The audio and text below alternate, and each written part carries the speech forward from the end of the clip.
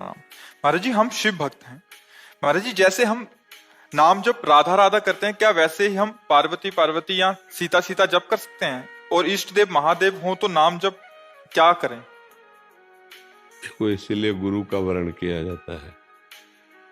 परमार्थ पथ के पथिक की पुष्टता बिना गुरुदेव के नहीं होती है। तो वैसे मनमानी जो मनावे भगवान के नाम जप करो, मंगलमय है। वो जब कृपा करेंगे, नाम जप का फल होगा, तब सदगुरुदेव की प्राप्ति होगी।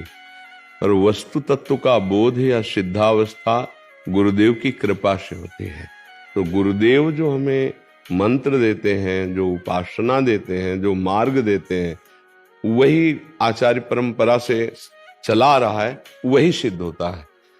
मनमानी तो बहुत कुछ आज हो रहा है, लेकिन आचार्य परंपरा से, गुरु परंपरा से जो, वही सिद्धावस्था को प्राप्त होते हैं। सिद्धावस्था को मतलब उनको तत्वबोध या भगवत प्रेम जिस भाव से चला जाता है, भगवान वैसे ही अनुभव कराते हैं। ये था माम प्रपद्यन्ते तास तथैव भजाम्यहम् हम। मुझे लगता है बच्चा पहले गुरुदेव का वर्ण करे, फिर गुरुदेव जो नाम मंत्र दे उसे निष्ठा पूर्वक स्वीकार। निष्ठा मतलब किसी भी स्थिति में गुरु वाक्यों का उल्लंघन ना हो, तो भगवान हृदय में ही बैठे अनुभव में आ जाएंगे। उन्हीं भगवान को आप माँ कह दो, पिता कह दो, मित्र कह दो, पति कह दो, प्रीतम कह दो, जो चाहो कह दो, गुरु कह दो, चेला कह दो, वो सब वही सब है। मत्ता परतरम नान्यत किंचिदस्ति धनंजय, वही सब रूपों में आप जो भाव करना चाहो, उसी भाव की पूर्ति के लिए वो आपके सामने आ जाएंगे। देखो, जगत गुरु भगवान की श्वासों से वेदों का प्रादुर्भाव हुआ, उनको कुछ पढ़ना है। संदीपनी जी गुरु आसन में बैठे हैं, भगवान नीचे बैठे, शिष्यत्व तो स्वीकार किए। वशिष्ठ जी उपदेश कर रहे हैं, योग वाशिष्ठ का भगवान श्री राम सुन रहे हैं। विश्वामित्र जी के साथ जा रहे हैं, चरण चाप रहे हैं। तो हमारे भगवान का स्वभाव ऐसा है कि जैसे भाव से चाहो वैसे। निराकार मानो तो तत्व स्वरूप में अनुभव करा देंगे, साकार मानो सच्चिदानंद विग्रह तनुधारी आपसे वैसे मिल लेंगे। आप जो भाव करे, जैसे भाव करे, पर वो गुरुदेव प्रदत्त होने चाहिए। हमारे पर्सनल भावों से भगवान की प्राप्ति नहीं होती।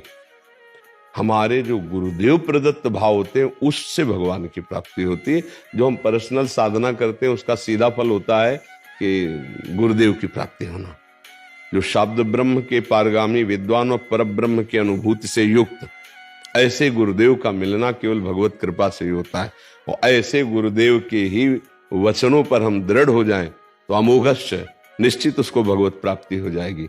महत्संगस्त दुर्लभ हो, लेकिन खास बात है कि दुर्गमों, उनका निर्वाह कर पाना, उनकी आज्ञा पे चलना, ये बहुत कठिन होता है। गुरु बनाने वाले तो सैकड़ों मिल जाएंगे, लेकिन गुरु की मानने वाले कोई एक दो होंगे।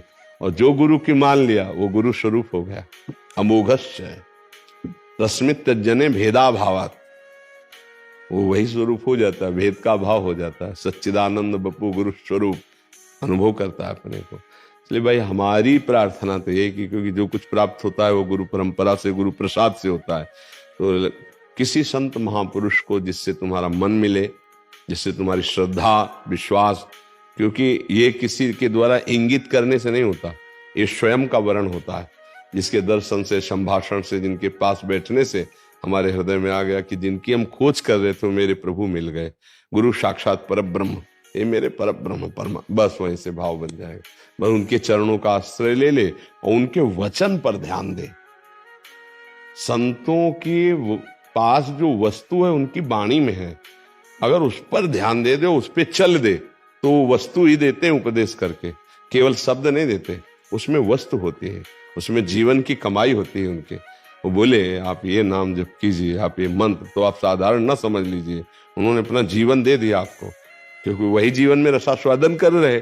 अब आप भाव से स्वीकार कर लीजिए तो बहुत जल्दी चलने लगेगा, क्योंकि उसमें तुम्हारी तपस्या साधना नहीं, उसमें गुरु कृपा होती है। अब अपने घसीटे तो बहुत ही मुश्किल है, तैर के तो पार नहीं जा सकते, गुरु चरणों की नौका पे ही पार जा सकते हैं। हमको ऐसा विश्वास है, ऐसी बात हमारे हृदय में है कि गुरु कृपा का आश्रय ले लो तो सब प्रश्न बंद हो जाएंगे कि मैं सीता जपूं कि राधा जपूं कि शिव जपूं कि पार्वती जपूं कि, गुरुदेव का आश्रय ले लीजिए। ठीक है जी।